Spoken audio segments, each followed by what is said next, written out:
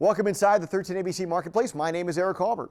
It is and has been an issue of vital importance in our nation and our community. We're talking about senior care in nursing homes. Standards and practices have changed, even laws are changing. And when you hear that, you may need an attorney. Luckily, we have one inside today's 13 ABC Marketplace. Michael Bell. I'm an attorney and partner at the law firm of Gallant, Takacs and Boissoneault. It's the time of year when we try to reflect on things in the past, but it's also a good time to look forward to the future. So, particularly with people later in life, but really anyone. I mean, it's important to have affairs in order, including powers of attorney in case somebody gets sick or can't care for themselves. Last will and testaments, living wills, trusts and estates, things to really plan not only for your physical and mental health, but also for your financial health as well. So the isolation of the COVID pandemic obviously has emotionally impacted everyone, but probably no more than people later in life who may be alone and isolated or at risk of isolation, and who may have medical problems that increase to the point that they may need nursing home or extended care facilities to go to. And that's a decision families have to make. And in this time, particularly when we're not getting together, it can be more difficult. But there are things that families and residents, potential nursing home residents, can do to gauge what kind of facility would be appropriate and to determine what kind of level of care they will need going forward.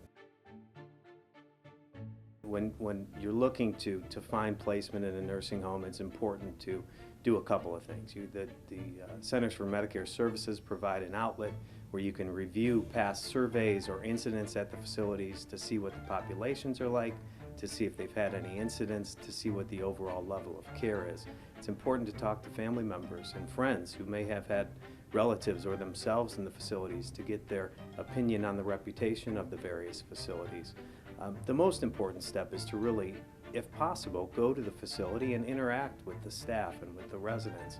Eat a meal, smell the smells, see the settings, and really try to get an understanding of the feeling of community there. It does get more difficult in this COVID environment because there are things in place to protect the residents, as they should be. So visitations are limited for residents.